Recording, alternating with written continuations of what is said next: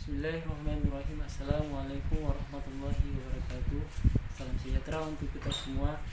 Yang saya hormati Ibu Wauri Sari Amalia SPD MPD selaku dosen mata kuliah Bahasa Indonesia. Kawan-kawan sekalian yang saya banggakan, pertama-tama marilah kita panjatkan puji dan syukur kehadirat Allah Subhanahu wa taala, Tuhan semesta alam, karena atas berkah, rahmat dan hidayahnya kita semua masih bisa merasakan umur yang panjang seperti saat ini. Salawat serta salam semoga tercurah limpahkan kepada junjungan kita, manusia terbaik sepanjang zaman, yakni Nabi Muhammad SAW yang patut dicontohi perbuatannya beserta seluruh keluarga dan para sahabat. Semoga kita semua kelak mendapatkan syafaatnya. Amin ya rabbal alamin. Pada kesempatan ini, guna memenuhi salah satu tugas mata kuliah Bahasa Indonesia, saya akan menyampaikan ceramah singkat tentang keutamaan ilmu dalam Islam.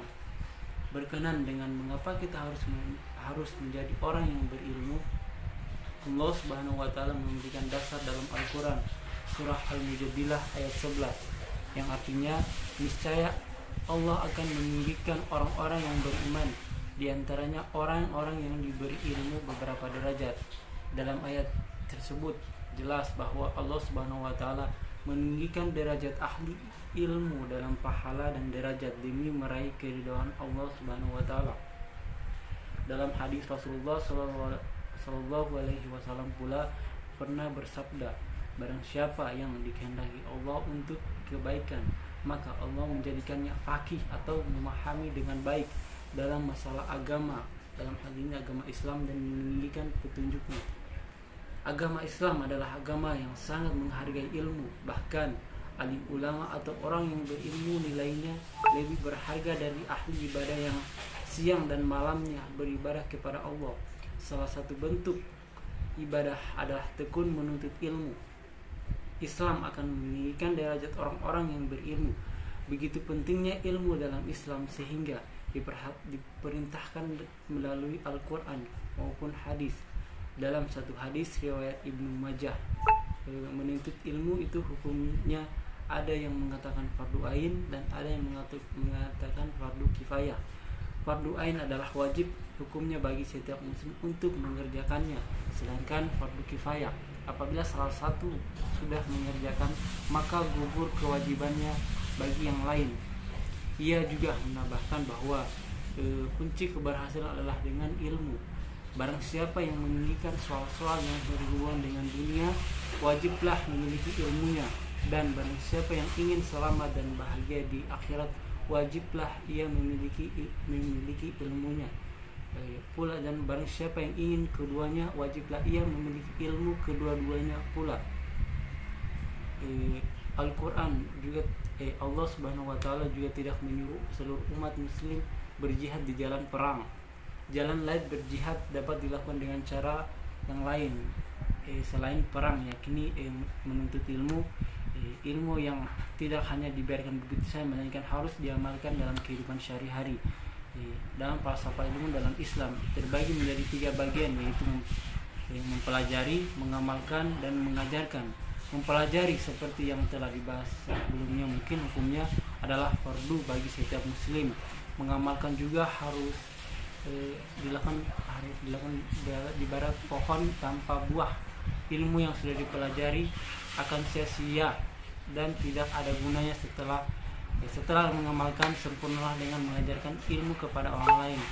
Tujuannya agar dapat membedakan yang benar dan salah dalam kehidupan, karena ilmu hakikatnya adalah kebenaran. Salah satu Umar radhiyallahu anhu pernah berkata, kematian 1000 abid ahli ibadah yang mendirikan malam dan ibadahnya di siang hari dan malam lebih ringan daripada kematian seorang alim yang mengetahui apa yang dihalalkan dan diharamkan oleh Allah. Keberadaan ilmu dapat digunakan sebagai kendaraan yang mampu menghantarkan kita umat muslim ke surga. Ilmu adalah landasan iman dan amal yang membawa kita lebih mengenal Allah Subhanahu wa taala. Imam Al-Ghazali dalam kitabnya Ihya Ulumuddin yang mengatakan bahwa ilmu yang bermanfaat adalah ilmu yang mampu mendekatkan kita kepada Tuhan. Seyogyanya apapun ilmu yang kita pelajari bisa mengantarkan kita pada pribadi yang lebih mengenal Tuhan dan agamanya. Kiranya besar sekali pahala yang diberikan Allah pada orang-orang yang menempuh jalan untuk menuntut ilmu. Rasulullah Shallallahu Alaihi Wasallam juga pernah bersabda, barang siapa yang menempuh jalan untuk padanya ia menuntut ilmu, maka Allah telah menuntunnya ke jalan ke surga. Ini hadis riwayat Muslim. Selain itu, dalam hadis dikatakan bahwa sesungguhnya malaikat itu membentangkan sayapnya pada orang yang menuntut ilmu karena ridho apa yang ia lakukan. Hadis riwayat Ahmad. Begitu pentingnya menuntut ilmu sampai Imam Syafi'i berpesan, barang siapa yang tidak menggunakan masa mudanya untuk mencari ilmu, maka bacakan takbir 4 kali. Ini artinya bahwa pemuda yang tidak menggunakan waktu, tenaga, dan akal pikirannya untuk menuntut ilmu, maka kematianlah baginya. Tingginya Islam dalam memuliakan orang yang berilmu dan aktivitas keilmuan yang dilakukan menjadi fondasi terbangunnya tradisi keilmuan yang memiliki andil besar dalam menghasilkan ulama-ulama yang berkompeten dan begitu mencintai ilmu. Di antaranya yaitu Jabir ibnu Abdullah radhiyallahu anhu yang telah menempuh perjalanan sebulan penuh dari kota Madinah ke kota Al-Shib di Mesir hanya untuk mencari satu hadis. Melihat pentingnya ilmu dan penghargaan tinggi yang diberikan Islam pada ulama dan tradisi keilmuannya, maka sudah saatnya kita sebagai generasi muda muslim yang saat ini untuk bisa mewarnai hari-hari kita dengan aktivitas keilmuan, sehingga kita menjadi orang yang mengenal Allah, agamanya melalui ilmu-ilmu yang dimiliki. Mungkin cukup sekian yang dapat saya sampaikan. Segala kekurangan dan kelebihannya saya mohon maaf dan terima kasih. Billahi bisabilil haq wastabiqul khairat. Wassalamualaikum warahmatullahi wabarakatuh.